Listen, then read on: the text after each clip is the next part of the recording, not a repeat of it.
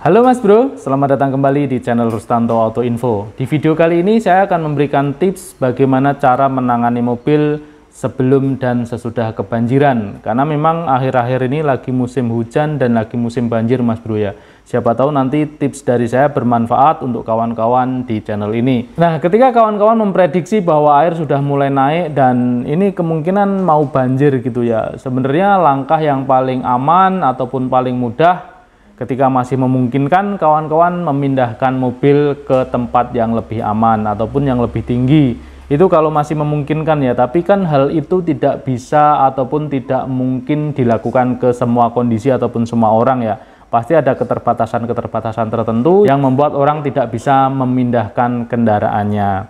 Nah, cara yang kedua yaitu dengan cara membungkus Mas Bro. Sudah banyak ya contoh di internet bagaimana cara membungkus mobil dengan menggunakan plastik terpal sebelum kebanjiran. Seperti ini contohnya. Ya kawan-kawan bisa menyediakan peralatan emergensi seperti inilah. Tapi sebenarnya cara seperti ini pun masih ada keterbatasan Mas Bro ya. Air akan tetap masuk ketika levelnya sudah mencapai batas maksimum dari pembungkus. Nah, artinya kawan-kawan harus menyediakan atau melakukan preventif atau pencegahan yang terakhir.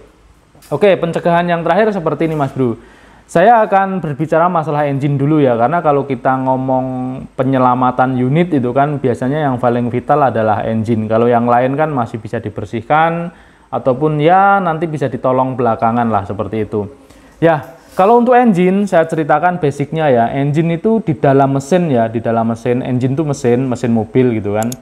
Itu ada dua bagian yang ketika kemasukan air itu melalui lubang yang berbeda Mas Bro. Jadi di dalam engine itu ada dua ruangan. Yang pertama adalah ruang bakar. Ruang bakar ini bisa kemasukan air jalannya dari knalpot ataupun dari muffler.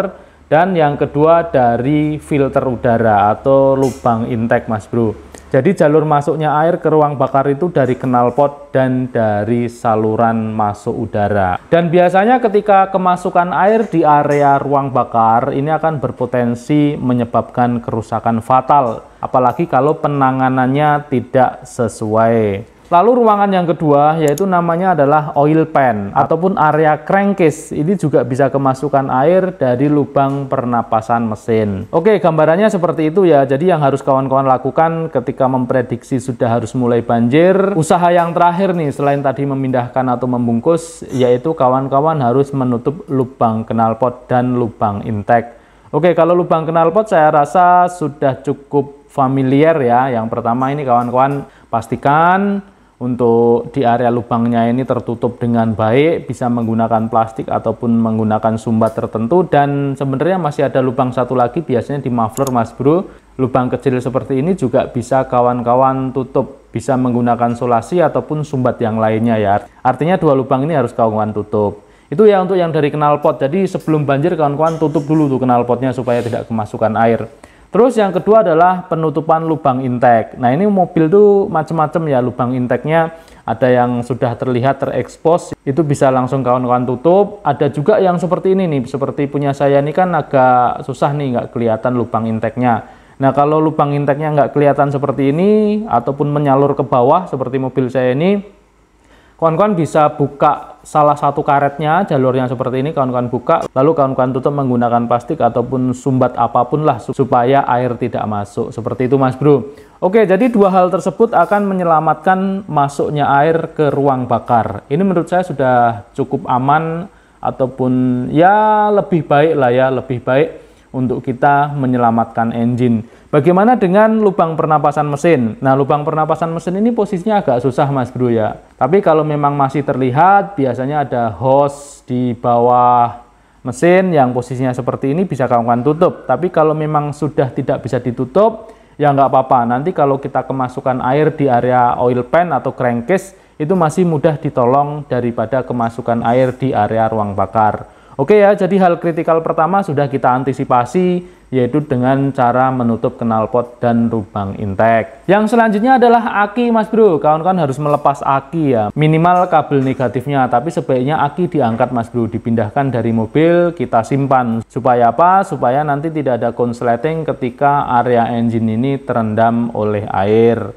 Ini untuk terkait dengan aki, memang ada beberapa mobil yang seperti mobil Eropa dan mobil mewah seperti Alphard itu tidak boleh sembarangan melepas aki Mas Bro ya. Tapi menurut saya kalau memang ini sudah emergensi ya tetap lebih baik aki kita lepas daripada aki terpasang ya, aki terpasang. Karena kalau mobil Eropa itu kan kalau akinya kita lepas, saat kita masang kembali kan minta password ya, minta password di head unitnya, minta password. Ada beberapa orang yang memang sudah tahu passwordnya, ada beberapa orang yang lain yang tidak tahu passwordnya. Nah contohnya seperti itulah ya, daripada mobil kita konsleting lebih baik akinya dilepas. Nanti ketika sudah surut ataupun ketika sudah diperbaiki masalah password kita pikir belakangan. Seperti itu menurut saya. Jadi ketika memang wah ini sudah urgent nih, sudah airnya sudah naik banget, ya dilepas akinya Mas Bro. Cara melepas aki dengan memulai dari kabel negatif, lalu yang kedua kabel positifnya, jangan kebalik ya. Atau sebenarnya tutorial lengkapnya ada di link video yang ada di deskripsi Mas Bro ya, bagaimana cara melepas aki yang benar supaya terhindar dari konsleting. Oke, seperti itu. Terus yang lainnya ini normatif seperti nutup jendela, nutup pintu, nutup kaca gitu ya, supaya rapat, meminimalisir air masuk ke dalam mobil. Setelah 3 hal itu Mas Bro ya, kawan-kawan hanya bisa berdoa supaya banjir tidak terjadi, supaya air tidak naik dan tidak masuk ke dalam mobil. Tetapi ini ketika terjadi emergensi dan terpaksanya mobil kita kebanjiran gitu kan, apa yang harus dilakukan setelah kebanjiran? Kurang lebih seperti ini Mas Bro. Mobil kita kebanjiran gitu kan, setelah surut apa yang harus dilakukan? Yang pertama Mas Bro, ini kawan-kawan harus catat ya, paling penting banget, jangan coba-coba menghidupkan mesin ataupun menghidupkan kelistrikan setelah mobil kebanjiran. Dalam kondisi masih basah, belum ditreatment tuh jangan coba-coba dihidupkan, karena akan berpotensi menyebabkan kerusakan fatal.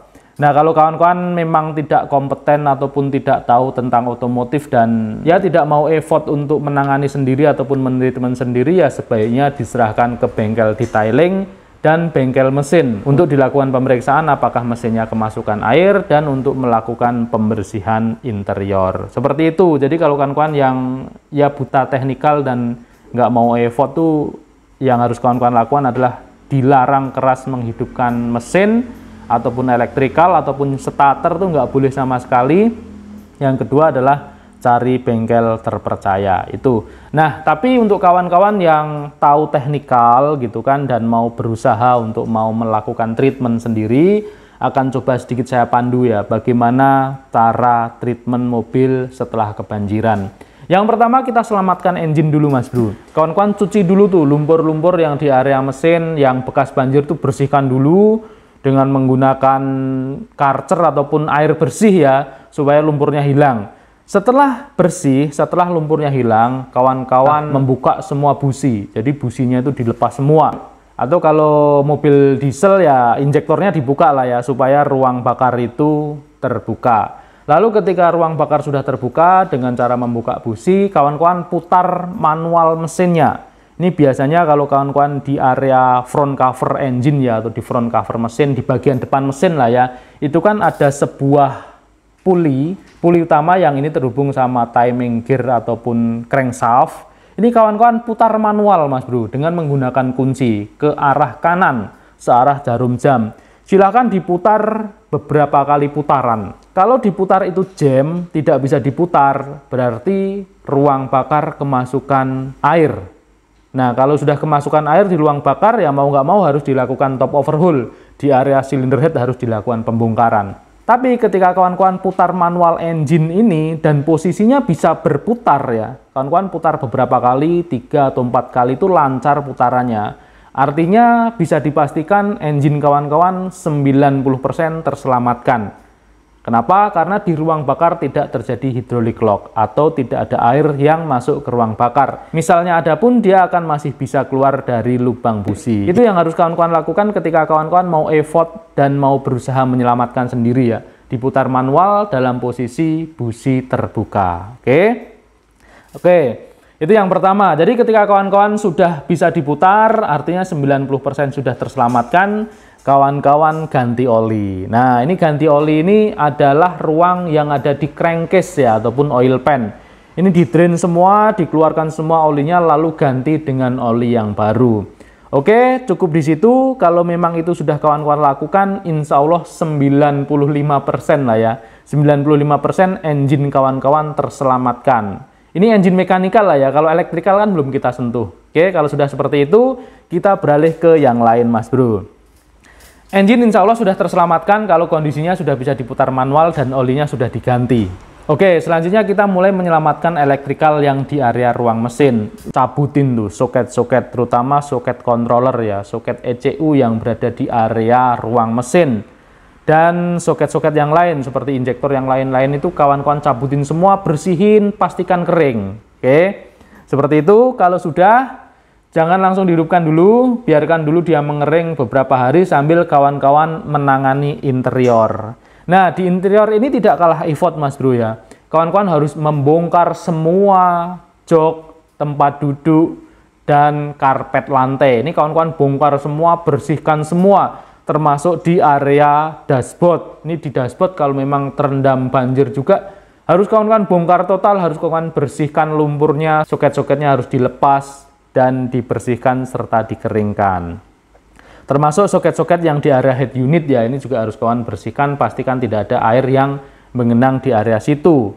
Head unit ini tidak waterproof, harus dikeluarkan head unitnya, harus dibersihkan, dijemur kering, kalau perlu di blower ya, seperti itu. Jadi kurang lebih seperti itu yang harus kawan-kawan lakukan ya. Yang pertama adalah penyelamatan engine, yang kedua adalah penyelamatan elektrikal di area ruang mesin, yang ketiga adalah penyelamatan interior. Garis besarnya seperti itu yang harus kawan-kawan lakukan. Sepertinya kalau di konten cepat dan singkat ya, tapi saya yakin kalau kawan-kawan mau melakukan sendiri, effortnya luar biasa, bisa sampai 1 minggu Mas Bro. Karena saya sendiri sudah pernah mengalami ya zaman dulu sih, tapi ini saja tidak sampai masuk ke area dashboard, hanya di area lantai.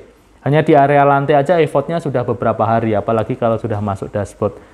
Nah, selanjutnya setelah semuanya bersih dan semuanya kering, dipastikan tidak ada yang basah lagi Mas Bro, silakan bisa dirakit lagi komponen-komponennya, part-part elektrikalnya, dan dicoba untuk dilakukan starter atau dihidupkan. Setelah mesin berhasil hidup, jangan lupa dikontrol lagi warna olinya Mas Bro ya. Apakah warna olinya masih putih ataukah sudah normal warna olinya ya.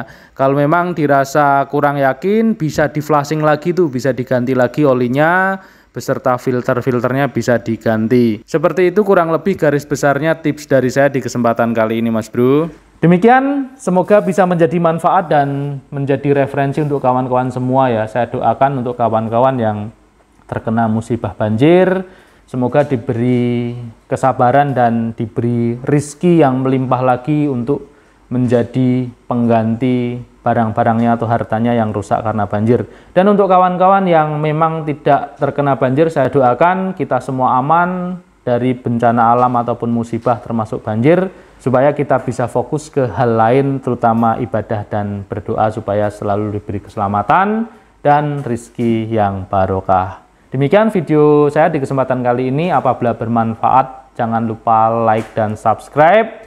Kalau memang ada hal-hal yang perlu kawan-kawan tambahkan ataupun sharing dari pengalaman teman-teman yang lain yang mungkin pernah menangani mobil bekas banjir, silahkan dituliskan di kolom komentar. Semoga menjadi amal jariah dan bisa menjadi bahan belajar kita bersama. Video ini saya akhiri, sekian dan terima kasih.